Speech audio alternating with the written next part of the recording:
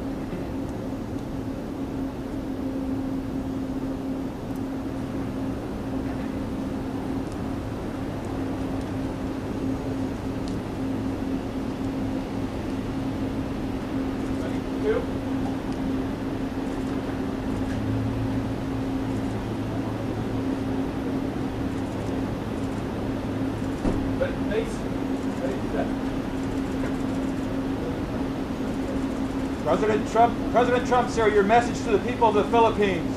We love them. Can you get a trade deal done? And we respect their leader greatly. This is their leader. Thank you. Can you get a He's very tough on negotiating, but that's okay. It'll work out. President Marcos, you think you'll get a deal done today, sir? I think we will.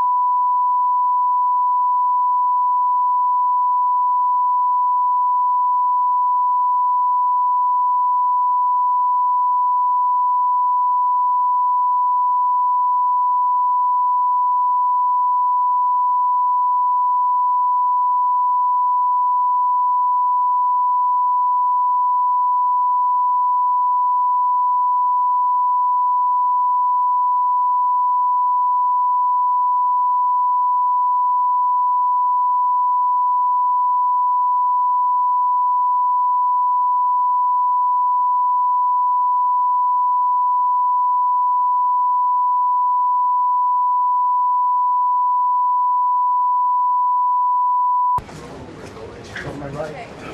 On my right. On my right. Just TV After first. you. Just videos. Watch out. Watch out. No, Chris. No, Chris. Give me a second. Oh, you're photographers will be there. Yep.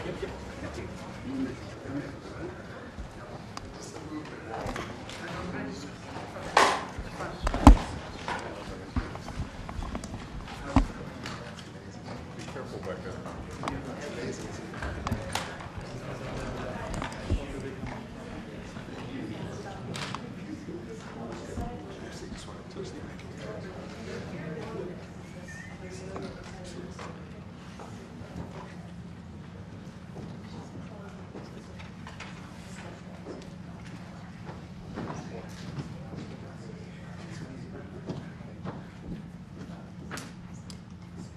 Well, thank you very much, everybody. It's a great honor to have President Ferdinand Marcos Jr. of the Philippines, a great family legacy, and highly respected in this country. I know that because I have many friends in the Philippines, and there's great respect, or I couldn't say it, so congratulations. Thank you. We're going to be talking about trade. We're going to be talking about war and peace. They're a very important nation militarily, and we've had some great drills lately. We're back with them. I think I can say that the last administration was not getting along with them too well.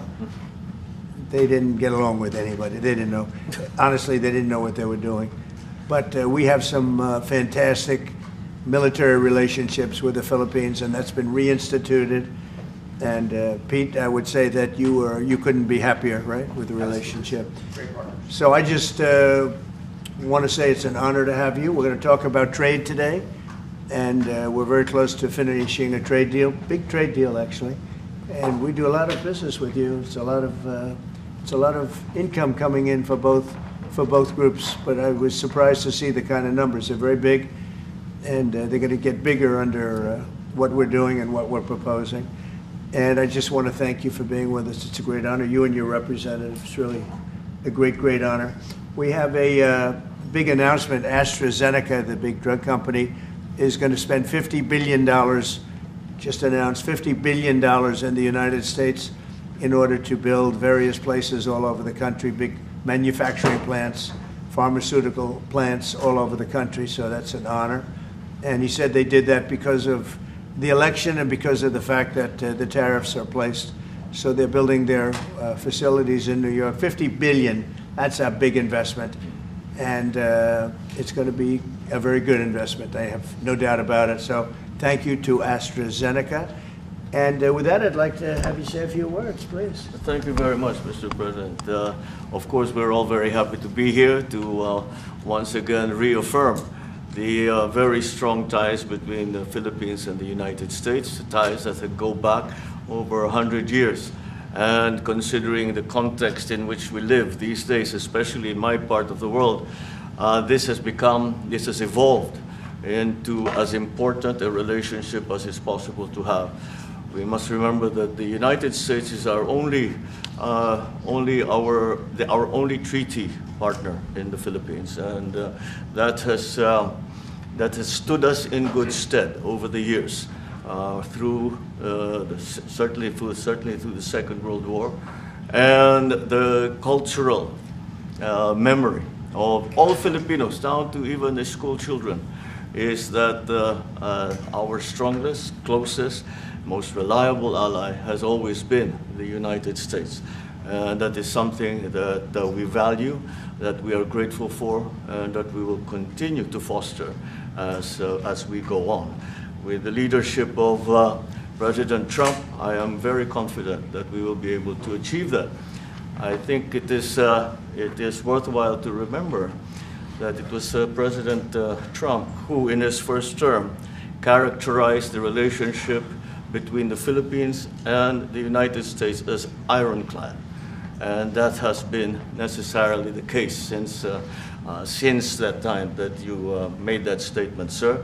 And it is something that the Philippines will always hold close to its heart. Thank you once again, and we are honored, and it is our great pleasure to be here and to visit with the President of the United States. Thank you, sir. It's my great honor. Any questions, please? Mr. President? Yeah, please go ahead. Go ahead. Mr. President, do you think that Fed Chair Jerome Powell should resign? No, I think he's doing a bad job, but he's going to be out pretty soon anyway. In eight months, he'll be out. But I call him too late. He's too late all the time. He should have lowered interest rates many times. Europe lowered their rate 10 times. We lowered ours none.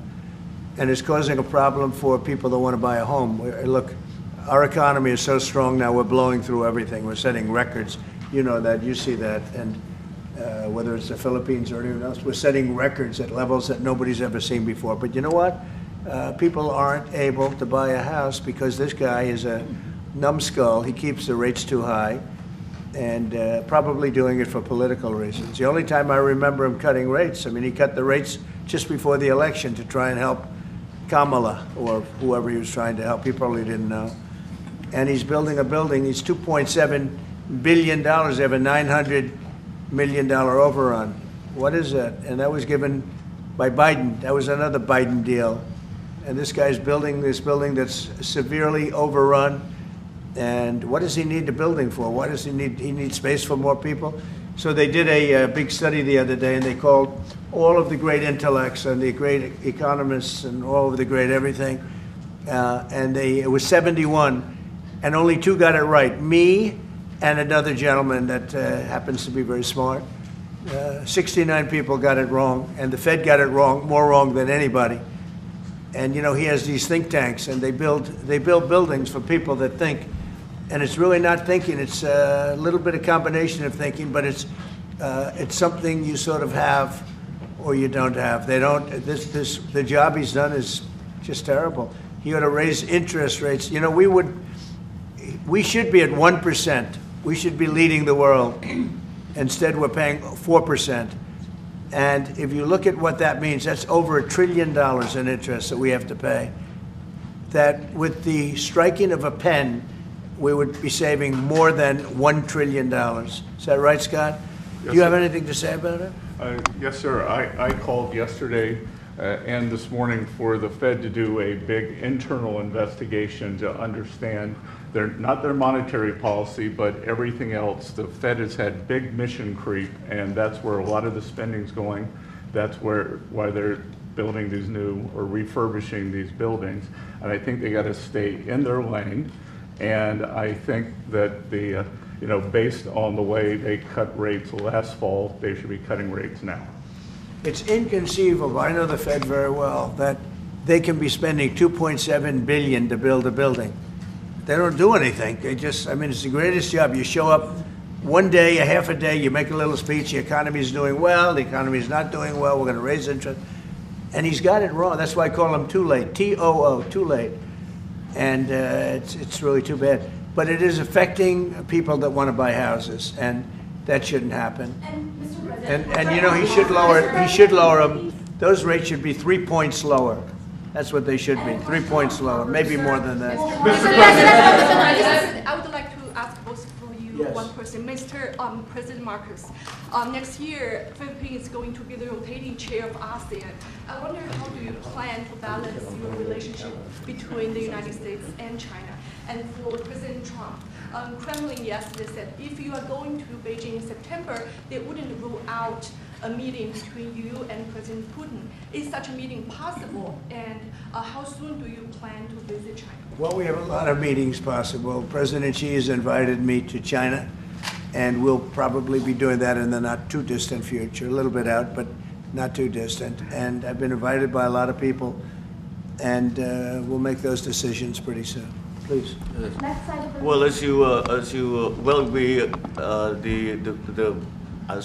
say, we are chairing ASEAN for 2026.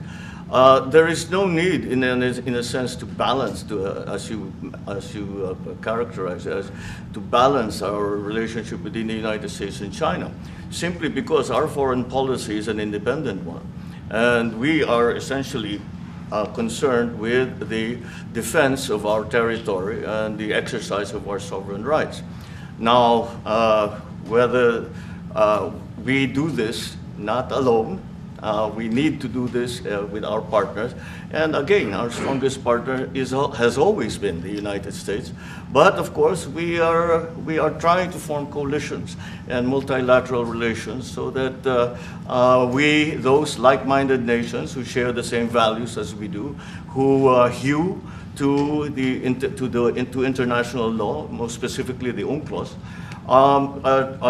present that position very clearly to anyone who has intentions of unilaterally changing the world order, and that is how we are guided in that. And I don't mind if he gets along with China, because we're getting along with China very well. We have a very good relationship. In fact, the magnets, which is a little complex piece of material, but the magnets are coming out, very well. They're sending them in record numbers. We're getting along with China very well, and I don't mind if the president dealt with China. If that's meant, because I think he has to do what's right for his country. I've always said, make the Philippines great again. Do whatever you need to do, but you're dealing with China wouldn't bother me at all. No, well, now it is something that we have to do in any case, Yeah. and certainly that. What are your comments to the Mr. President, do you support the Justice Department seeking a new interview with Karoline Maxwell? Did you urge the Attorney General to seek one? I don't know anything about it. They're going to what? Meet her? Your Deputy Attorney General has reached out to Karoline Maxwell's attorney asking for a new interview. Yeah, I don't know about it, but I think it's something that sounds appropriate to do, yeah. Do you have any concern that your Deputy Attorney General, as your former attorney, would be conducting the interview, given? No, I have no concern. He's a very talented person. He's very smart. I didn't know that they were going to do it. I don't really follow that too much. It's sort of a witch hunt, just a continuation of the witch hunt. The witch hunt that you should be talking about is they caught President Obama absolutely cold, Tulsi Gabbard. What they did to this country in 2016, starting in 2016, but going up to 2020 in the election. They tried to rig the election, and they got caught. And there should be very severe consequences for that. When we caught Hillary Clinton, I said, you know what?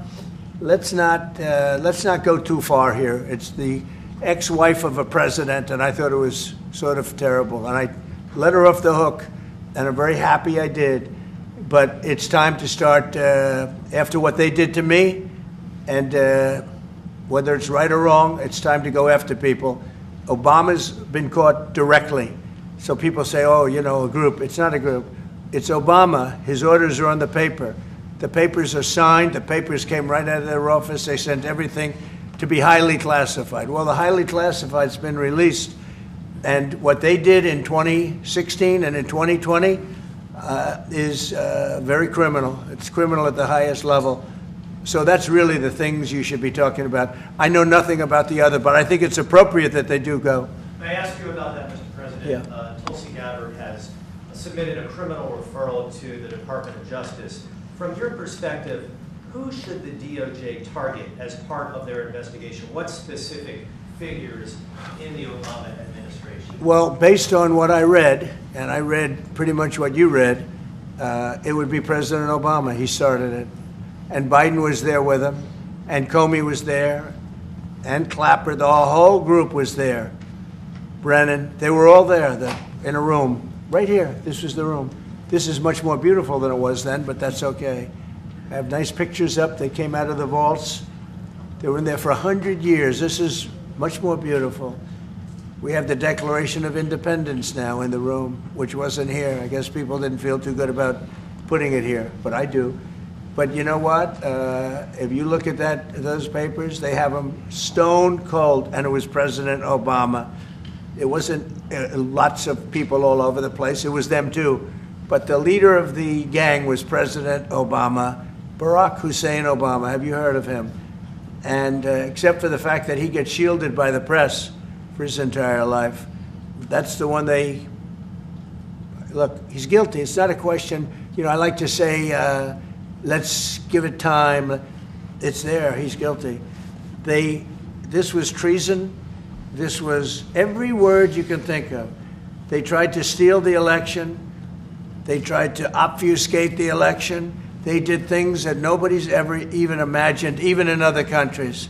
You've seen some pretty rough countries. This man has seen some pretty rough countries, but you've never seen anything like it. And we have all of the documents. And from what Tulsi told me, she's got thousands of additional documents coming. So President Obama, it was his concept, his idea, but he also got it from crooked Hillary Clinton. Crooked is a $3 bill. Hillary Clinton and her group, the Democrats, spent $12 million to Christopher Steele to write up a report that was a total fake report. Took 2 years to figure that out, but it came out that it was a total fake report. It was made up fiction. And they used that. Now, the one thing they weren't able to do was to, and probably the only thing I respect about the press in years is the press refused to write it before the election. They refused to put it in. The Steele report was a disaster. All lies, all fabrication, all admitted. And admitted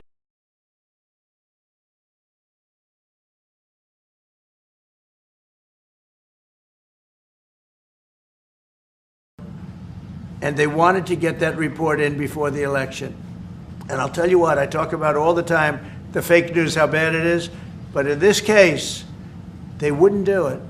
They saw it, they read it, and they said, we don't believe it. And it was only after, substantially, like a month and a half after the election, that it got printed, and it was a big wisp. It was just like a bang of nothing, because the election had ended. If that report had gotten published by the New York Times or somebody, and I respect the Times for maybe only this, because they're crooked as you can be. They're a terrible paper, a crooked, corrupt paper. But for this one moment, they said, this is bullshit, we can't put this in. And neither could any other paper. Wall Street Journal's a lousy paper, very, very dishonest paper. As you see, I'm suing them for a lot of money because they do things very badly. It's got a nice name, but it's really, in my opinion, it's a terrible paper. And it can be corrupt. But just so you know, they didn't take the Steele report. It was the dossier. Remember the famous dossier? I called it the fake news dossier. The news wouldn't publish it. And I'm amazed. They had 2.5 months. It was finished. 2.5 months. That was supposed to be what was going to happen. And it got published a couple of months after the election. And frankly, nobody cared too much about it. But that was a big thing. No, we caught Hillary Clinton. We caught Barack Hussein Obama. They're the ones. And then you have many, many people under them. Susan Rice. They're all there. The names are all there. And I guess they figured they're going to put this in classified information and nobody will ever see it again, but it doesn't work that way. And it's the most unbelievable thing I think I've ever read. So you ought to take a look at that and stop talking about nonsense, because this is big stuff. Never has a thing like this happened in the history of our country. And by the way, it morphed into the 2020 race. And the 2020 race was rigged, and it was a rigged election. And because it was rigged, we have millions of people in our country. We had inflation. We solved the inflation problem. But millions and millions of people came into our country because of that. And people that shouldn't have been, people from gangs and from jails and from mental institutions, people that we don't want in our country, and people that we're getting out, dangerous people. 11,888 murderers, many of them, 50%, more than 50%, murdered more than one person. I hate to say this with such a distinguished guest, but you know, they asked me a question. I got to answer the question. No, Barack Hussein Obama is the ringleader. Hillary Clinton was right there with him, and so was Sleepy Joe Biden, and so were the rest of them. Comey, Clapper, the whole group. And they tried to rig an election, and they got caught. And then they did rig the election in 2020. And then because I knew I won that election by a lot, I did it a third time, and I won in a landslide. Every swing state won the popular vote. But I won that all the same way in 2020. And look at the damage that was caused.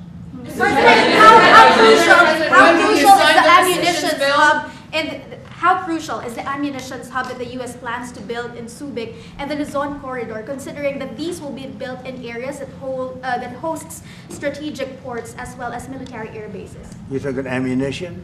Yes, the U.S. House Congressional Committee Yeah. on Appropriations approved a budget. Well, it's very to- important. Otherwise, Sorry? we wouldn't have approved it. Sorry? Yeah, it's very important. Otherwise, we wouldn't. We need ammunition. We're going to end up in a few months, we'll have more ammunition than any country has ever had. We're going to have more missiles than any country has ever had. We're going to have all the speedy missiles. We'll have the speedy ones, the slow ones, the accurate ones, the ones that are slightly less accurate. We have everything. But we will have more ammunition than any country has ever had. It's very important to me. And how Okay. President, Go ahead, please, Red. Sir, when you say that you're close to making a trade deal, what gaps remain? And for President Marcos, sir, I was just wondering, do you not think that perhaps the Philippines hosting U.S.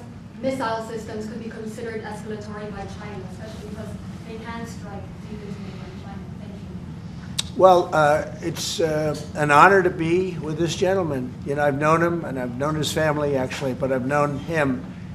And I assume you're from the Philippines? Are you from the Philippines? Yes, sir. That's good. You're very lucky to be from the Philippines, right? It's a great place. But we're going to have a very good relationship. I mean, I know you had some problems with another president, and it was not your fault. It was the president's fault. And the country was maybe tilting toward China, but we untilted it very, very quickly. But you know, you had a country that was tilting toward China for a period of time, and I just don't think that would have been good for you. You can deal with China, you should deal with China, but when I got elected, everything changed, and they came right back to us. Say it again. Yeah, Brian, go ahead. Oh, Mr. President, I just wanted to piggyback off the Sorry, I House. had a question to President Marcos. I'll let you- Yes. I'm sorry, what was the question again? It was about whether having U.S. missiles hosted in the Philippines could be considered escalatory by China. All of the what we consider part of the modernization of the Philippine military is really as a response to the circumstances that surround the situation around the South China Sea, and now what we used to refer to as Asia Pacific, which we have expanded now to the Indo-Pacific. And if we would certainly, like in any kind of military spending, we would wish that it wasn't necessary, but it is. And so that is what we are doing. And as an adjunct to the question about the ammunition production, this is actually, the United States is assisting the Philippines in what we call our self-reliance defense program, which is to allow us to be self-reliant and to be able to stand our own 2 feet, whatever the circumstances that occur in the future. And the reason that we have encouraged more interaction with the United States is because it is necessary. And it is not just with the United States. It is with all our neighboring countries, and even countries as far afield as the Scandinavian countries, the EU. And so this is an ongoing process. And again, I will stress the point that we do this because we feel it is necessary. And don't forget, just as tantamount to what you're asking, the Philippines will